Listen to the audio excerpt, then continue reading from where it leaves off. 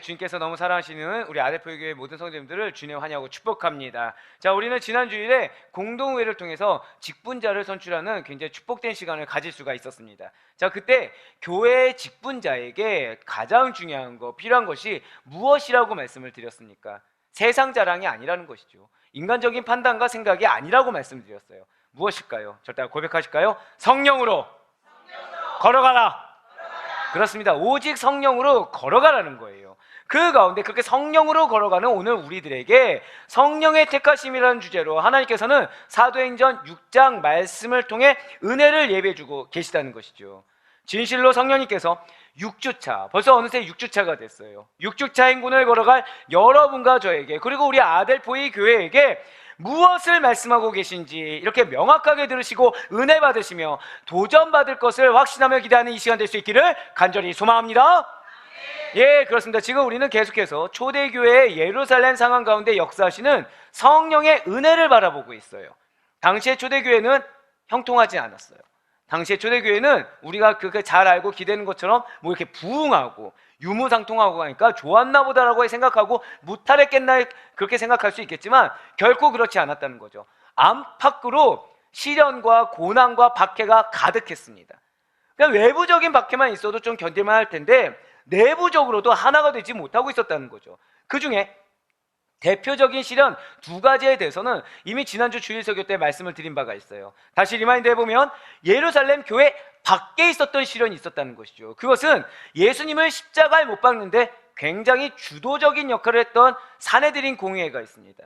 그 사내들인 공의회가 박해와 핍박을 예수님 상생전처럼 동일하게, 아니 더 심하게 베드로와 사도들에게 행하기 시작했다는 것이죠. 그럼 예루살렘 교회 안에서는 시련이 없었을까요? 아니요, 예루살렘 교회 안에서도 시련이 이어졌다라는 거예요. 무엇입니까? 교회의 순수성을 방해하려는, 절대 고백하실까요? 아나니아와 삽비라. 네, 그렇습니다. 우리가 흔히 아는 아나니아와 삽비라의 그 방해 공작, 사단이 아나니아와 삽비라를 통해서 공격했던 목적은 다른 것이 아니라는 것이죠. 교회의 순수성을 훼손하고자 했다라는 거예요. 이 아나니아와 삽비라 부부의 이야기가 과연 무엇이란 말입니까? 아나니아와 삽비라 부부는 자신의 소유를 팔았어요. 그런데 그 중에 일부만을 헌납했습니다. 그럼에도 불구하고 마치 전액을, 전부를 하나님께 드린 것처럼 속이고 기만했다라는 거예요. 이러한 행위가 성령님을 기만한 죄로 여겨져서 죽임을 당한 초대교회의 가장 대표적인 비극적인 사건이 이 아나니아와 삽비라 부부의 이야기가 된다는 것이죠. 아니 그런데 목사님, 다른 사람들이 땅을 판다고 해서 교회에 헌금을 드리려는 생각조차 안 하는데 그런 사람들에 비하면 다 드리던 조금 남기던 일단 드린 이 아나니아와 삽비라는 그래도 잘한 거 맞지 않습니까? 그래도 칭찬까지는 아니어도 뭐라고는 안 하지 않아야 되지 않겠습니까? 라는 반문이 나올 수도 있을 거예요. 하지만 이것은 지극히 인간적인 기준이자 세상적인 관점이라는 사실을 잊지 마시기 바라겠습니다. 하나님의 기준, 그리고 하나님께서 예루살렘 교회에 요구하시는 성결의 정도가 달랐다는 것이죠. 지금 예루살렘 교회는 어떤 교회인가요? 성령의 역사하심이 있어요. 성령의 역사하심 속에서 이제 막 태동하면서 불타오르는 시기였다는 것이죠. 그렇기 때문에 이 하나님께서는 신약교회의 시작이었다는 점에서, 그리고 성령의 역사하심을 증거하는 교회의 시작이라는 점에서 예루살렘 교회에 아주 철저할 정도로 성결과 순수성을 요구하셨다는 거예요. 또 한 가지 더 있습니다. 초대 예루살렘 교회 안에서의 시련은 이걸로 끝나지가 않았어요. 히브리파 성도들과 헬라파 성도들 간에 갈등이 표출되었다는 거죠. 얼마나 어리석습니까? 지금 외압이 있다고 말씀을 드렸어요. 비단 사내들인 공의회뿐만이 아니라는 거죠. 당시 어떤 시대입니까? 로마 시대예요. 외압이 있으면 하나로 좀 똘똘 뭉치면 좋은데 사건이 발생했다는 것입니다. 그 사건 가운데 이겨내지 못하고 있는 상황이 발생했다는 것이죠. 그것이 무엇입니까? 어려운 이웃을 구제하는 데 있어서 헬라파 성도들이 히브리파 성도들을 원망하는 문제가 생겨버렸다는 거예요. 구제 문제로 인한 이 성도 간의 갈등이 폭발적인 확장을 기대할 수 있었던 예루살렘 교회의 성장을 저해하는 요소로 등장하기 시작했다는 것이죠. 사랑하는 우리 아데포의 교회 성도 여러분들, 여러분들의 공동체는 어떻습니까? 우리 교회는 어떤가요? 우리들에 속한 공동체가 폭발적인 확장을 해야 하는 바로 그런 사명이 있음에도 불구하고, 아니 그렇게 확장을 해야 될 때가 도래했음에도 불구하고 성장을 줘야 하는 갈등의 요소가 있습니까? 확장을 꾀하기 전에, 부흥과 성장을 경험하기 전에 가장 중요한 선결 과제는 반드시 기억하시기 바래요. 먼저 갈등을 불식시키고, 절대 고백하실까요? 반드시 하나 되어야 합니다. 바로 그거라는 거예요. 가장 큰 선결 과제는 반드시 먼저 갈등을 불식시키고 하나 되는 것이라는 사실을 잊지 마시길 바래요. 그런데 그냥 하나가 아니라는 거죠. 한 번 더 절대 고백하실까요? 오직 성령 안에서. 할렐루야. 그걸 놓치지 말아야 된다는 거예요. 인간적으로 친해서 하나 되는 것이 아닙니다. 눈앞에 보이는 문제를 현실적으로 해결해서 하나 되는 것이 아니라는 거예요. 일단 가장 먼저는 성령 안에서 하나가 되는 것이 최우선이라는 사실을 잊지 마시길 바라겠습니다. 그래서 사도 바울이 우리에게 이렇게 권면하고 있는 거예요. 에베소서 4장 2절부터 4절의 말씀입니다. 모든 겸손과 온유로 하고 오래 참음으로 사랑 가운데서 서로 용납하고 평안에 매는 줄로 성령이 하나 되게 하신 것을 힘써 지키라. 몸이 하나요 성령도 한 분이시니 이와 같이 너희가 부르심의 한 소망 안에서 부르심을 받았느니라. 아멘. 지금 무엇을 지키라고 말을 하고 있습니까? 먼저 겸손해야 된대요. 온유해야 된답니다. 그런데 오래 참은 가운데 그 영혼을 사랑하는 마음으로 용납해 줄 수 있어야 된다는 거예요. 그 가운데 평안해야 되는데 무엇으로 하나 된다고요? 성령으로. 성령이 우리를 하나 되게 하셨다는 것이죠. 할렐루야. 그것을 힘써 지켜야 된다는 거예요. 우리는 그냥 하나 된 것이 아닙니다. 성령님이 여러분들의 가정을 하나 되게 하시고 연대 사업장과 기업을 하나 되게 하시며 우리 교회를 하나 되게 하셨다는 사실을 반드시 믿으시길 바라겠습니다. 그럼 누가 중요한가요? 내가 중요한 것이 아니라는 거예요. 누군가의 얘기나 사람의 반응이 중요한 것이 아니라는 것이죠. 제일 중요한 것은 성령님이 하나 되게 하셨다. 성령님이 주체가 되시고 성령님이 이끌어 가시는 원동력이 되신다. 아멘? 그것이 가장 중요하다는 거예요. 그렇습니다. 그렇기 때문에 지금 예루살렘 교회 안에서 일어난 이 갈등, 구제에 의한 갈등이라는 것은 재빨리 봉합이 돼야 돼요. 정확히는 성령 안에서 하나로 봉합되어야 된다는 것이죠. 그렇다면 이렇게 구제를 둘러싼 히브리 성도와 히브리파 성도들이 겪은 갈등이라는 것은 과연 무엇이란 말입니까?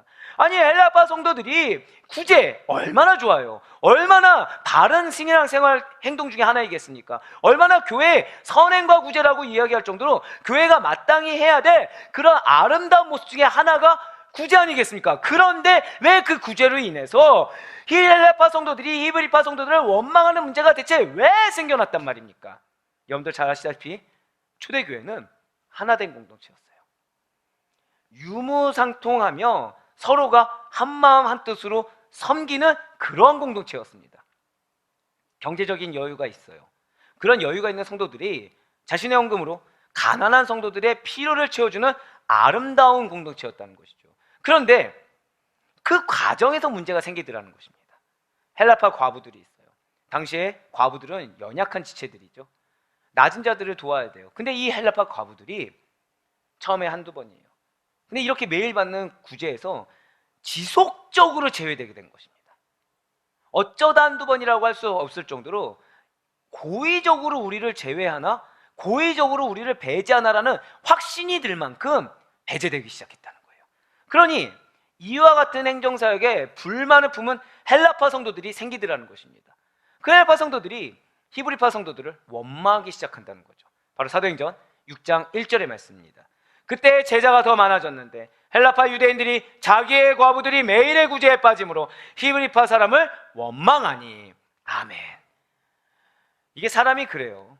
아예 도움을 안 받으면 불만이 안 생깁니다. 근데 문제는 도움을 한두 번 받아요. 이게 점점 당연해지기 시작하죠.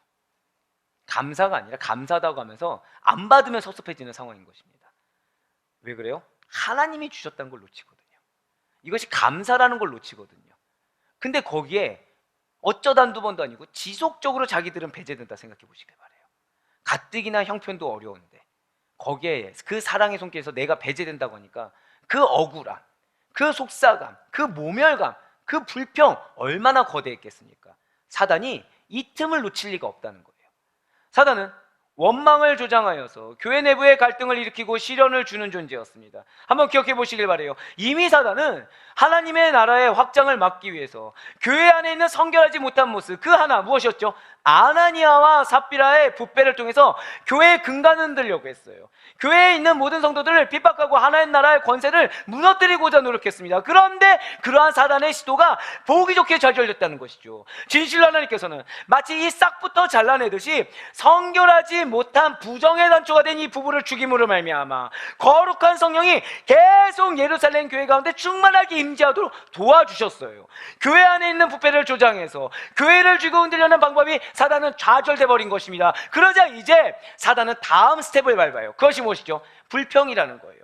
불만이라는 거예요. 성도의 불평과 성도들의 원망을 통해서 일견 봤을 때 당연히 나올 수 있다고 여겨지는 그런 미혹하는 불평과 원망을 통해서 예루살렘 교회를 무너뜨리고자 공격했다는 거죠. 맞습니다. 그 틈을 교회를 위기로 몰아넣는 기회로 사용할 정도로 사단은 악한 것에 굉장히 명철합니다. 굉장히 똑똑해요. 죄를 범하게 하는 데는 아주 천부적인 재능이 있는 것이 사단이라는 것이죠. 그러니 반드시 잊지 마시길 바랍니다. 머리가 똑똑하지 못해서 죄 지는 게 아니에요. 가진 게 없어서 악해지는 것이 아니라는 것이죠. 우리 안에 하나님이 없으면, 내가 성령으로 충만하지 않으면 내가 아무리 뛰어나고 아무리 많은 지식과 지혜가 있으며 아무리 많은 재물이 있다고 하더라도 모두 다 악한 곳에 사용되어질 뿐이라는 사실입니다. 하나님이 아닌 나의 유익을 위해서, 나 자신이 우선되어서, 그래서 내 생각, 내 감정이 일견 사람들이 보기에 당연하게 나올 수 있을 만한 그러한 상황이라고 하더라도 결론은 하나님보다 더 중요해지게 되다 보면 하나님으로부터 온 그 온갖 은사와 능력들을 마치 나의 것이냐, 악한 도구로 사용되어지다가 멸망과 파멸의 길로 빠져들 수밖에 없다는 거예요. 이 악한 도구로 쓰임받는 거에 대해서 결국 또 누가 정합니까? 내가 정해요. 얻는 대가에 대해서 누가 정합니까? 내가 정해요. 그러니까 내가 기대한 만큼 못 받으면 누구처럼 된다고요? 이 헬라파 유대인처럼 되는 거예요. 내가 그래도 초대교회에서 얼마큼 섬겼는데, 내가 받아오던 게 어떤 건데, 왜 나는 이렇게, 왜 나만 이렇게 돼야 돼? 불평불만이 생긴다는 거죠. 주신 이가 하나님이십니다. 믿으십니까? 사용하신 이도 하나님이십니다. 믿으십니까? 그걸로 치게 된다는 거예요. 그거를. 그래서 원망이 생깁니다. 그래서 불평이 생겨요.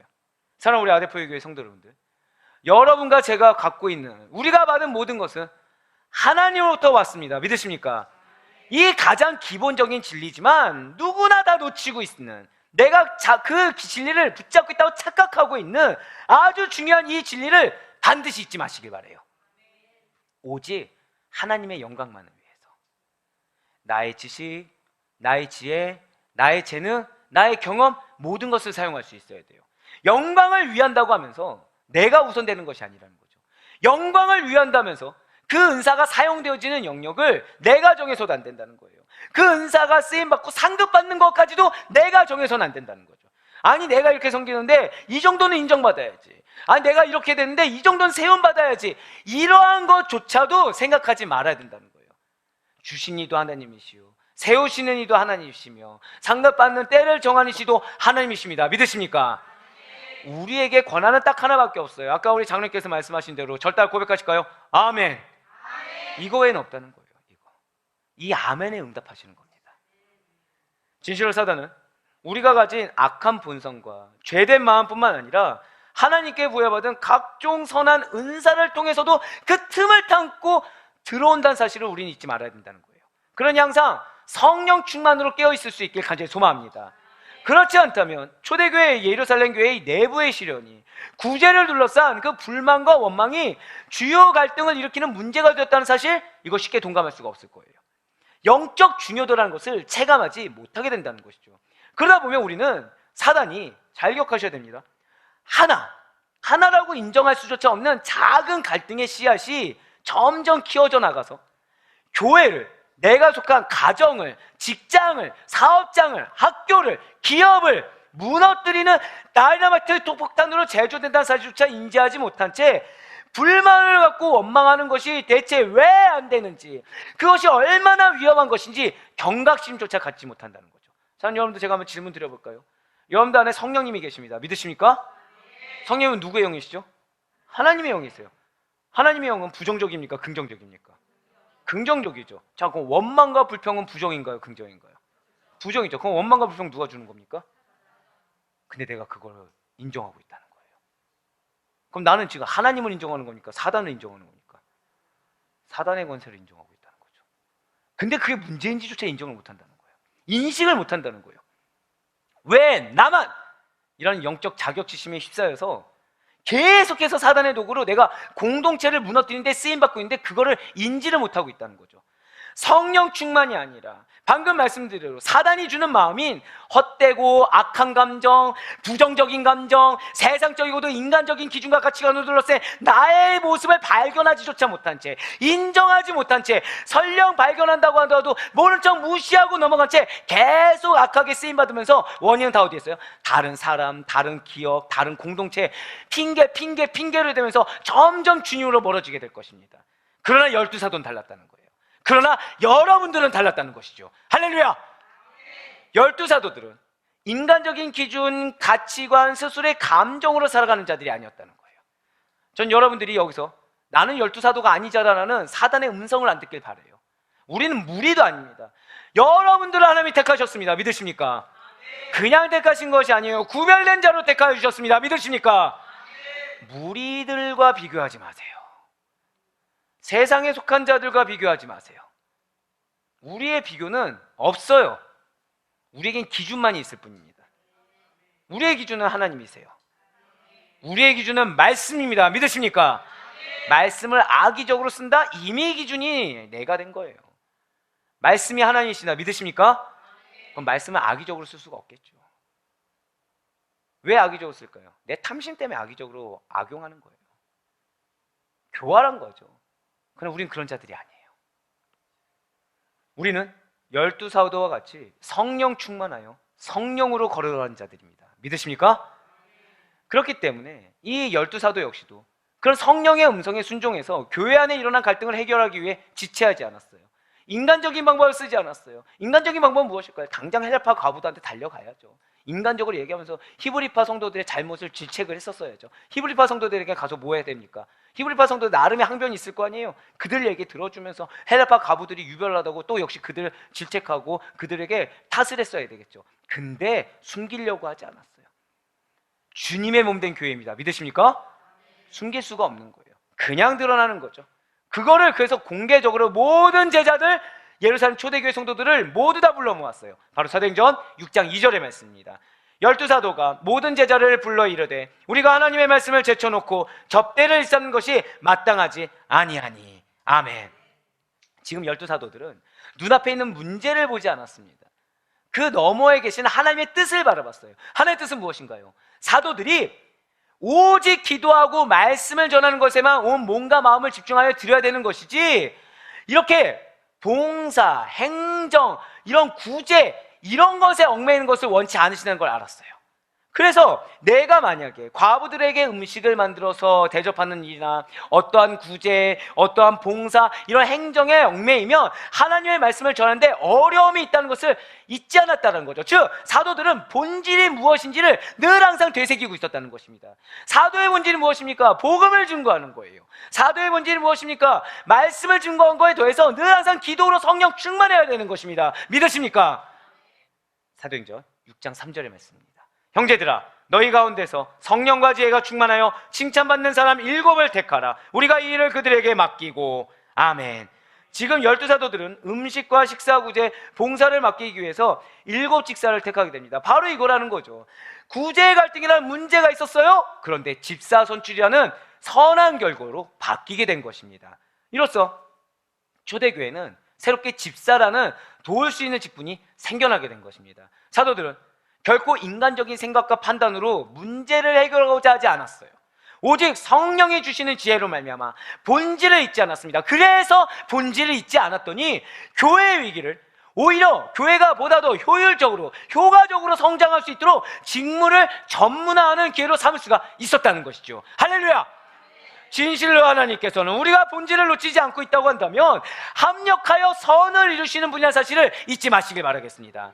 그 순간에는 조급해질 수 있어요. 그 순간에 답답해할 수가 있습니다. 하지만 그 조급증, 하지만 그 답답증, 이것은 사단이 주는 마음이라는 사실을 잊지 마시길 바라요.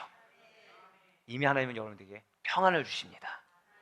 이미 하나님은 여러분들에게 확신을 주십니다. 언제요? 본질을 놓치지 않을 때.